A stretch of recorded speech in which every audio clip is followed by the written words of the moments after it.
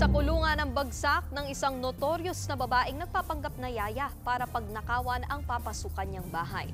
Halos 1 milyong piso na ang kanyang natangay. Nasa frontline ng balitang yan, si Gary De Leon. Nakatambay sa bus station ng babaeng yan sa Alibago, Isabela. Kakatagpuin niya sana ang isang naghahanap ng babysitter. Pero ang sumalubong sa kanya, mga pulis.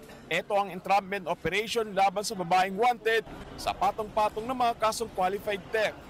Kinilala ang suspect na si Milagrosa Patok. Bago ang operasyon, sinubukan ng suspect na mag-apply sa isang babaeng naghahanap online ng babysitter. Gumamit pa siya ng ibang pangalan. Modus daw niya ito para magpanggap na yaya. Yun nga lang, natrace siya ng ilan sa dati niyang biktima at isinumbong sa mga pulis. Kabilang na ang dati niyang amo sa Mandaluyong. Noong May 15 ng nakaraang taon, ninakaw niya ang 500,000 pesos na cash at mga alahas. Nakunan siya sa CCTV na lumabas ng gate. 3 araw lang matapos niyan, nakita rin ng suspect sa kuha ng CCTV sa San Rafael, Bulacan. Hatak-hatak niya ang isang maleta kung saan umano nakatago ang ninakaw niyang 400,000 pesos mula sa kanyang dating amo. Hawak na ng mga pulis ang suspect at nakatakdang harapin ang kaso niya sa Mandaluyong.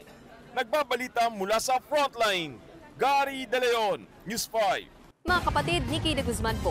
Para sa mga impormasyong dapat ninyong malaman, mag-follow at mag-subscribe na sa social media pages ng News 5.